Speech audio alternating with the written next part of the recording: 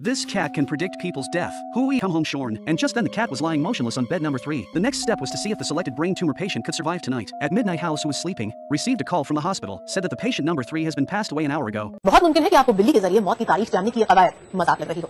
उन लोगों का भी यही ख्याल था जिन्हें इस बिल्ली ने उनकी मौत की सही तारीख बताई थी। मगर जब एक के बाद एक 50 लोग जान से हाथ धो बैठे तो लोगों के पास उस पर यकीन करने के सिवा कोई चारा नहीं बचा।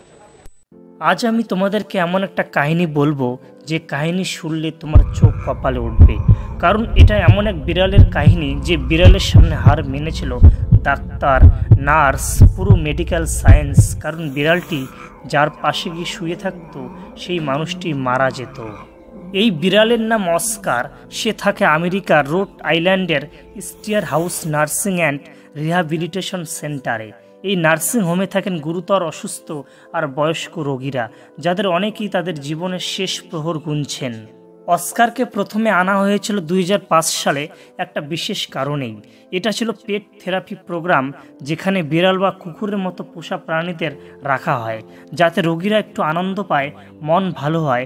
অস্কারও ছিল সেরকম একটা খুবই শান্ত বিড়াল। প্রথম দিকে অস্কার কারোর সাথে মিশত না, চুপচাপ থাকতো, নিজের মতো ঘুমাতো। কিন্তু কয়েক মাস পর নার্সরা একটা অদ্ভুত ব্যাপার লক্ষ্য করলো। যখনই কোনো রোগীর শারীরিক অবস্থা খুব খারাপ হতে শুরু করত, অস্কার তার বিছানায় গিয়ে বসতো। শুধু বসা নয়, সে ঠিক রোগীর শরীরের পাশে চুপচাপ শুয়ে থাকতো। অন্য কারো ডাকে সে না উঠলেও এই গুরুতর অসুস্থ রোগীদের পাশে শুয়ে থাকার জন্য একটু সময় নষ্ট করত না। আর অদ্ভুত ব্যাপার হলো, অস্কার যে রোগীর পাশে থাকতো সেই রোগী সাধারণত 2 থেকে 24 ঘন্টার মধ্যে মারা যেতেন। এই ঘটনা একবার দুবার নয়, বারবার হতে থাকে। প্রথমে সবাই এটাকে কাকতালীয় ভাবলেও সঙ্গে সঙ্গে এটা নিয়ে হাসপাতালের ডাক্তাররাও গভীরভাবে পর্যবেক্ষণ শুরু করেন। এই পর্যবেক্ষণের নেতৃত্বে ছিলেন ডক্টর ডেভিড ডোসা, যিনি ছিলেন সেই নার্সিংহোমের একজন চিকিৎসক। তিনি নিজেই স্বীকার করেন সেই সময় অস্কারের আচরণ নিয়ে তিনি খুব সন্দেহে ছিলেন। ডক্টর ডোসা শুরু করেন অস্কারকে ঘিরে বিশেষ পর্যবেক্ষণ। তারা লক্ষ্য করেন অস্কার সাধারণত নিজের মতো থাকে, কিন্তু যখন কারো জীবন শেষের দিকে যায়, অস্কার আচমকা ওই রোগীর পাশে বসে পড়ে।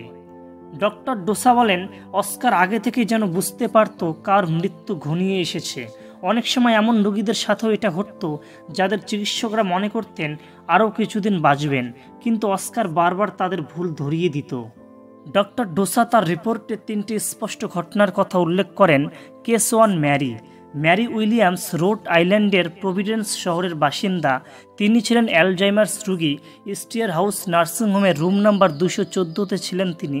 একদিন অস্কার চুপচাপ তার পাশে গিয়ে বসে পড়ে। সেই সময় ম্যারির অবস্থা কিছুটা স্থিতিশীল মনে হচ্ছিল, কিন্তু অস্কার তার বিছানার পায়ের কাছে বসেই রইল, চোখ বন্ধ করে ঘুমিয়ে পড়ল। রাতের মধ্যে ম্যারি মারা যান। অস্কার তার বিছানার মধ্যে শুয়েছিল তখনও। কেস 2, মিস্টার হার্লোট কিংস্টন, ক্রানস্টন রোড আইল্যান্ডের বাসিন্দা। 78 বছর বয়সী এই রোগীর শারীরিক অবস্থা প্রথমে তেমন গুরুতর মনে হচ্ছিল না। স্টিয়ার হাউসের রুম নাম্বার 309-এ ছিলেন তিনি। অস্কার হঠাৎ তার বিছানার পাশে এসে বসে, সবার চোখের সামনে সে শান্তভাবে বসেছিল অনেকক্ষণ। রাত পেরিয়ে সকালে সেই মিস্টার কিংস্টন মারা যান।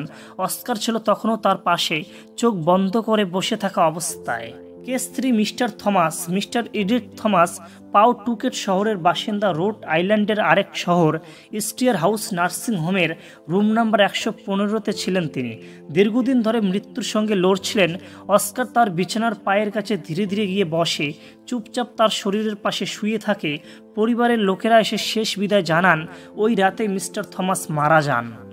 এমন শতাধিক ঘটনা ঘটতে থাকে নার্সিংহোমে, যা ক্রমশ বাড়তে থাকে।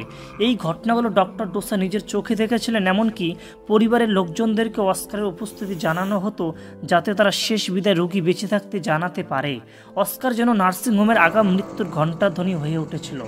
2007 সালে the New England Journal of মেডিসিনে ডক্টর ডোসা তার গবেষণা আর ঘটনার বিস্তারিত লিখে প্রকাশ করেন। বিশ্বজুড়ে মেডিকেল কমিউনিটিতে হইচই পড়ে যায়। তবে প্রশ্ন এখনও থেকেই যায়, অস্কার কিভাবে বুঝতো রোগীর মৃত্যু আসন্ন? ডাক্তারদের মতে হয়তো অস্কার অনুভব করত শরীর থেকে বের হওয়া এক ধরনের গন্ধ, যা মৃত্যুর আগে শরীরে জমে ওঠে। তবে এত নিখুঁতভাবে, এতবার, এটা এখনও রহস্য হয়েই আছে।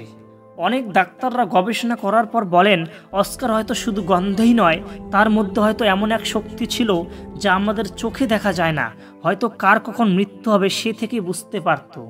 আজ আর অস্কার সেই নার্সিংহোমে নেই, কিন্তু তার নাম এখন ইতিহাসে লেখা হয়ে গেছে। ডক্টর ডোসা তার উপর একটি বই লিখেছিলেন, মেকিং রাউন্ডস উইথ অস্কার, যা নিউ ইয়র্ক টাইমসে বেস্ট সেলার হয়েছে। তুমি কি মনে করো এটা কি শুধুই বিড়ালের সূক্ষ্ম ঘ্রাণ শক্তি, নাকি সত্যি অস্কারের মধ্যে লুকিয়ে আছে অতি প্রাকৃত কোনো শক্তি? কমেন্টে তোমার মতামত লিখে জানাও আর ভিডিওটি শেয়ার করো, এই রহস্য সবাইকে জানতেই হবে।